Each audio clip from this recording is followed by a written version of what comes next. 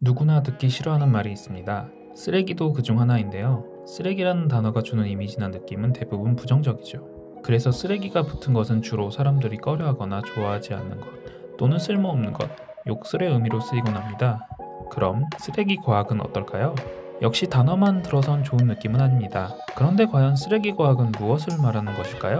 쓰레기에 대한 과학인지, 과학 자체를 쓰레기라고 보는 것인지 이름만 들어서 쉽게 판단하기는 어려운데요. 과연 무슨 뜻일까요? 쓰레기 과학은 1차적으로 쓸데없는 과학이나 제대로 되지 않은 과학을 뜻합니다. 유사 과학과 거의 동일한 뜻으로 쓰인다고 볼 수 있는데요. 하지만 이 쓰레기 과학이라는 단어가 쓰이게 된 데에는 조금 특별한 이유가 있습니다.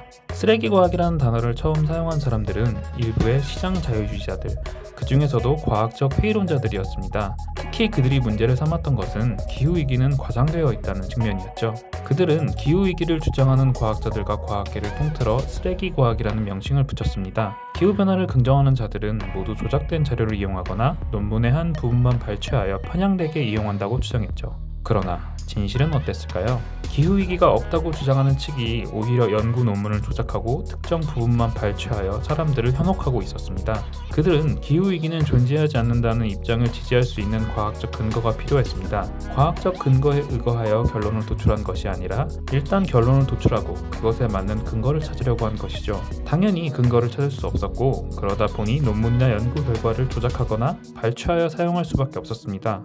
그렇다면 대체 이들은 왜 이렇게까지 해야만 했을까요? 이들은 대략 두 부류로 나눌 수 있습니다. 먼저 에너지 기업으로부터 후원을 받은 사람들, 그리고 신자유주의와 개발주의 정책을 지지하는 사람들로 분류할 수 있습니다. 물론 이 두 부류 모두에 속하는 사람들도 있었죠. 이들은 기후위기로 인해 촉발된 환경운동이 자신들을 지원해주는 에너지 기업을 방해하거나 자유로운 개발 활동을 저해야 한다고 여겼습니다. 이런 일을 막기 위하여 이런저런 방법을 강구해보던 끝에 광고 없이 몇 곳을 찾아가 조언을 듣게 되죠. 그곳에서 그들이 얻은 해답은 과학에는 과학으로 맞서라였습니다. 그래서 그들은 같은 색깔을 지닌 사람들끼리 모여 학회와 저널들을 창립합니다. 그 다음으로는 기후위기를 지지하는 논문들을 공격하게 되죠. 논문의 데이터에 문제가 있다고 주장을 하고 측정 자체에 문제를 삼죠. 연구 설계나 통계에 대한 공격은 물론 너무 성급한 결론을 내렸다고 발표합니다. 이때 자기들의 주장이 학계로부터 지지받고 있다는 것을 보여주기 위해 앞서 언급했던 학회와 저널들끼리 서로가 서로를 인용하며 피인용수를 부풀리죠. 물론 기후위기는 대단히 다양한 요인으로 일어나는 현상이며 실험을 하기도 쉽지 않습니다. 또한 실험실에서 행하는 작은 규모의 실험으로 전 지구적 변화에 대입하는 것도 어려운 일이죠. 앞서 말한 집단이 노리는 것도 바로 이 지점이었을 것입니다.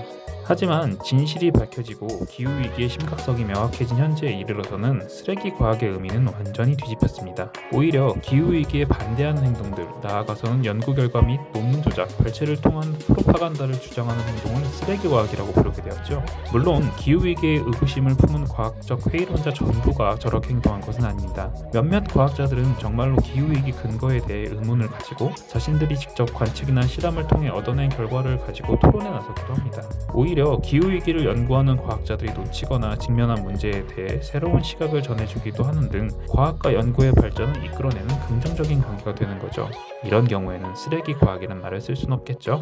오늘은 쓰레기 과학이라는 단어의 탄생 비화에 대해 알아봤는데요. 기후위기를 공격하기 위해 태어난 말이 오히려 기후위기를 공격하는 자들을 다시 공격하는 말이 된 것 재미지 않으신가요? 저는 다음 시간에도 더욱 궁금한 환경 이야기로 돌아오도록 하겠습니다. 그럼 지금까지 궁금한댕 환경 이야기였습니다.